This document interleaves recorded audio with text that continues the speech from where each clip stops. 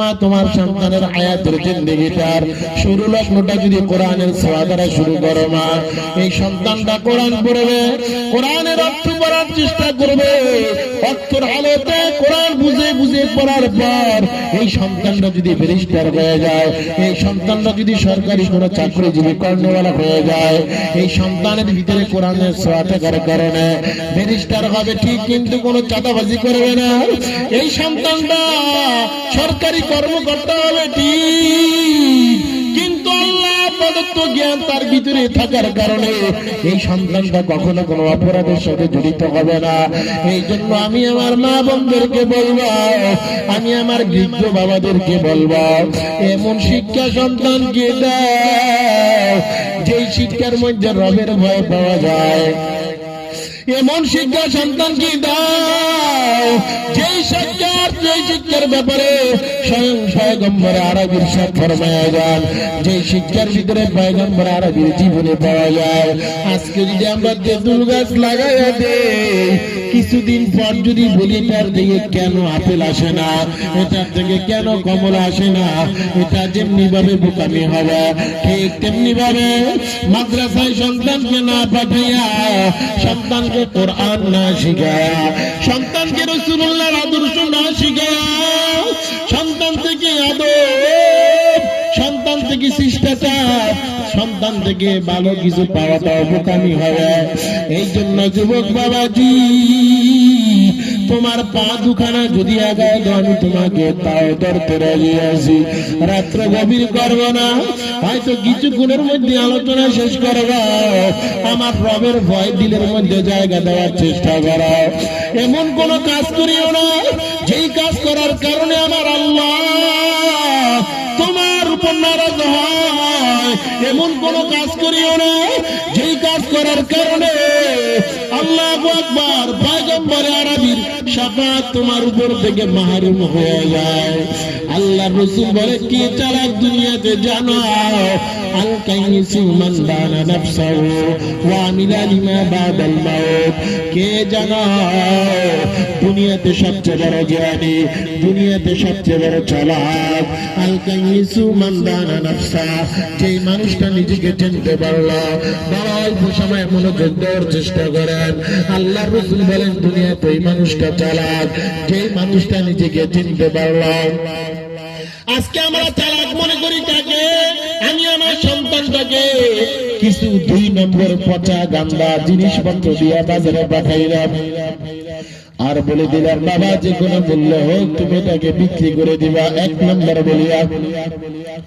সন্তানটা ঠিক বাজারে বিক্রি করে দেয়।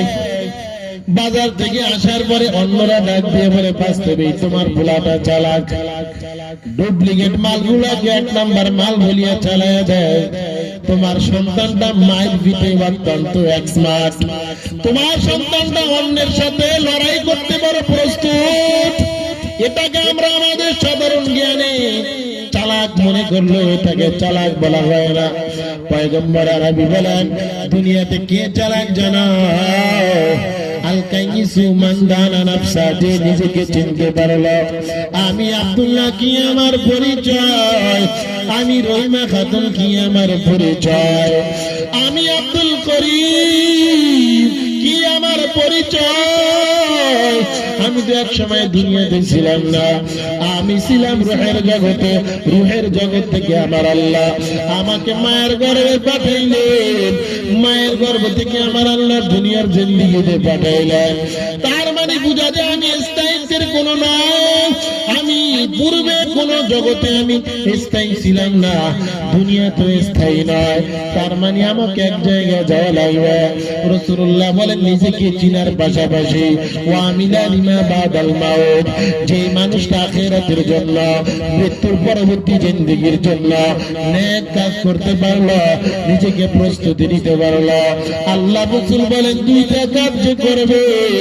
1 নাম্বার নিজের পরিচয় নেই, যে নিজে যে চিনতে পারলো আমার পরিচয় কি, কি আমার পরিচয়।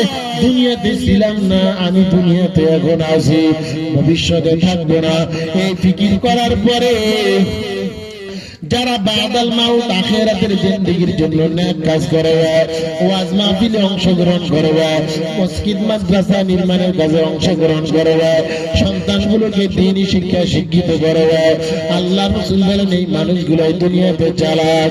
অনেক সময় দেখবে দুনিয়াতে অনেক দাড়ি পাকা বাবা, অনেক দাড়িওয়ালা যুবক বন্ধুরা রাস্তা দিয়ে হেঁটে যায়, মুরব্বী দেখলে সালাম দেয়, মানুষ দেখলে সালাম দেয়, মনে করে না না ছেলেটা বুঝে না, এরে আব্দুল মালিক তোর ছেলেটা প্রতিবন্ধী নাকি? কয় কেন প্রতিবন্ধী বললা?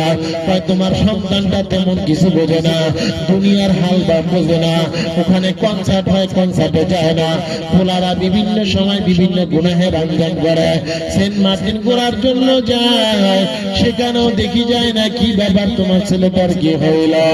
দেখা যায় সন্তানটার ভিতরে আল্লাহর ভয়, সন্তানটার জবান দ্বারা রবির তাসবিহ রবির তাহমিদ তার জবান দ্বারা বের হতে থাকে, যার কারণে তাকে প্রতিবন্ধীর মতো মনে হলো।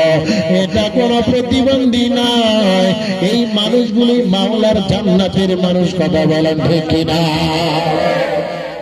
এরে পর্দার অন্তরালের মা ও যুবক, হায়াতের জিন্দেগিটা শেষ হবে, মাটির কবরে রেখে আসবে। দুনিয়াতে বিপদে পড়লা, নেতাকে ফোন লাগাই দিলা, নেতা যান বিপদে আছি তাড়াতাড়ি আসেন রক্ষা করেন, আমি মহা বিপদে আছি। নেতার গোড়ায় যেহেতু হাত আছে, প্রশাসনকে ফোন লাগায়, প্রশাসন যাওয়ার পর তাকে দ্রুত তাকে উদ্ধারের ব্যবস্থা করে। কিন্তু এই 3.5 হাত মাটির ঘর, ওই মাটির ঘরে কিন্তু কোনো প্রশাসনের ব্যবস্থা নাই। ওই মাটির ঘরে দুনিয়ার কোনো টাকার খেলা চলবে না, দুনিয়ার কোনো ওয়াকালতির খেলা চলবে না। ওই মাটির কবরে যখন তোমাকে রেখে আসবে যুবক, 40 কদম যখন মানুষগুলো হেঁটে আসবে, হাদিস শরীফের মধ্যে পাওয়া যায় মানুষের জুতার ঠাক ঠাক আওয়াজটা যখন বন্ধ হয়ে যাবে, মুনকার নাকির ফেরেশতারা আসবে, প্রশ্ন করবে মার রব্বুকা, বলাও তোমার রবকে বলাও। তোমাকে জিজ্ঞেস করা হবে আমার নবীকা, বলো তোমার নবীকে। তোমাকে জিজ্ঞেস করা হবে আমার দিনুকা, দিন কি ছিল তোমার বলো। এর পর্দার অন্তরালের মা যুবক, এই প্রশ্নের জবাব আমরা তখনই দিতে পারব, রব্বি আল্লাহ তখনই বলতে পারবো যখন রব যেটা দুনিয়াতে বলেছে সেটাকে যদি আপনার আমি করি, আমার আল্লাহ যেটা বলেছেন সেটা যদি আমরা হায়াতুল জিন্দেগিতে করি, তখন আমরা বলতে পারবো আমার রব ছিল আল্লাহ। আমার রব জোহরের টাইমে ডাকে বান্দা আল্লাহু আকবার, মানে আমি আল্লাহ বড়।